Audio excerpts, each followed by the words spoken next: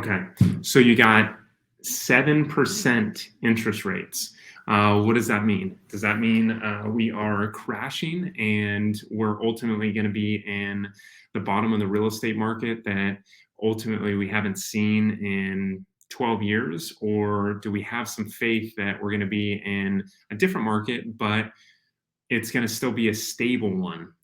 I believe, and a lot of people there are, they're out there in the fray on social media. If you're watching TikTok, if you're looking at anybody on Instagram, they're getting the clicks, they're getting the likes, they're wanting people to look at what they have on their videos. So they're saying the real estate market is crashing. And I do not believe that.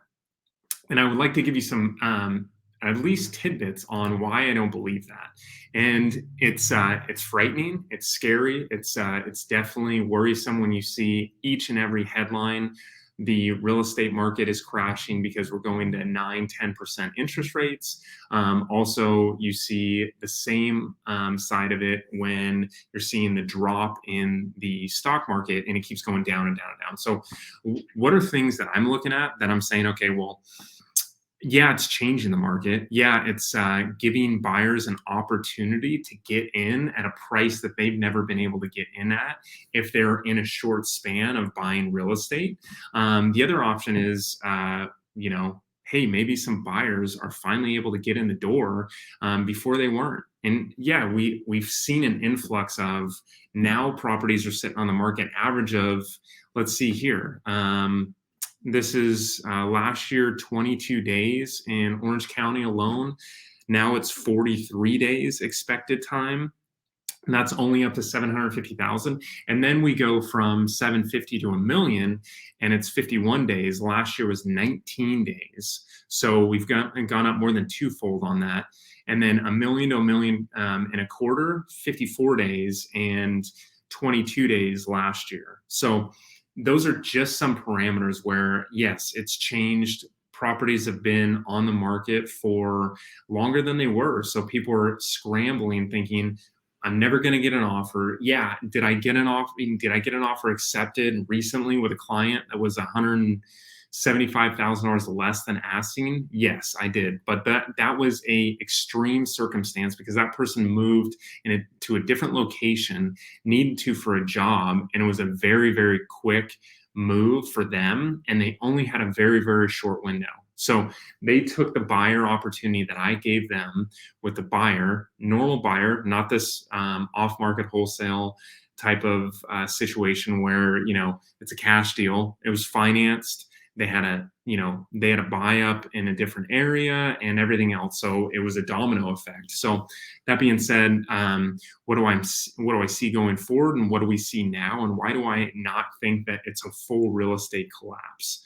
This could change on a monthly or yearly basis. But right now in September 2022, this is what I'm looking at.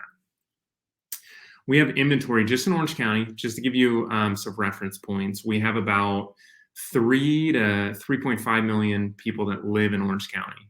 So, and our normal activity level between, not including COVID, because COVID was a little bit different, but between 2017 and 2019.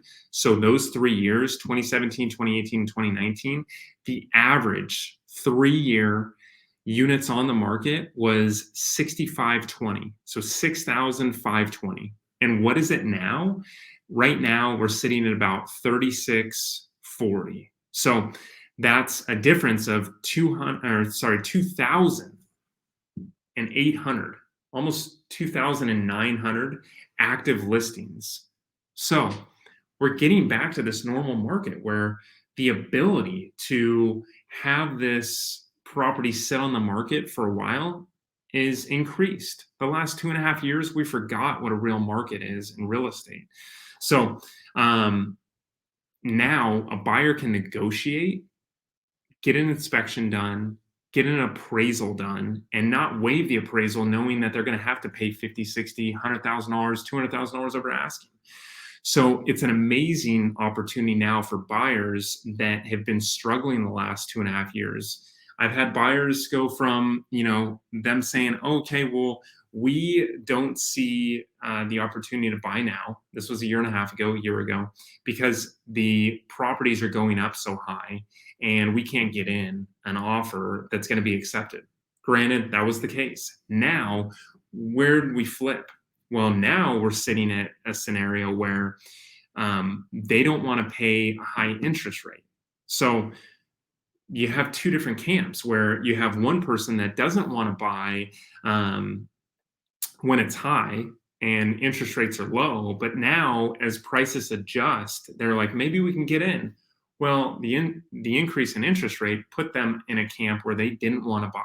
So you got to know exactly, you got to decide, you got to know what you want, you got to be particular in what you want, and you got to know that even if you get locked in at 7%, 6.5%, 6%, or 7.5% interest rate, you can negotiate those things when it comes down to negotiating a contract, negotiating closing costs, negotiating all the other terms that come up on a day-to-day basis.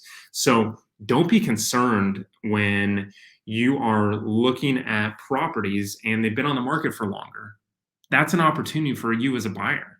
That's an opportunity for you as a seller saying, okay, well, hey, I'm not going to get the 50K over asking, but I need to get to a smaller place. I need to get to this location to across the country. I need to get from this location up north. I need to get from this location wherever you need to go.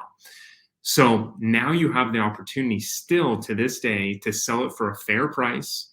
We're not going down to, even if we went to 6,500 homes here just in Orange County alone, not across the United States, but if we went to a normal market, an average normal market, we would still be in a scenario where people can sell. They have plenty of equity.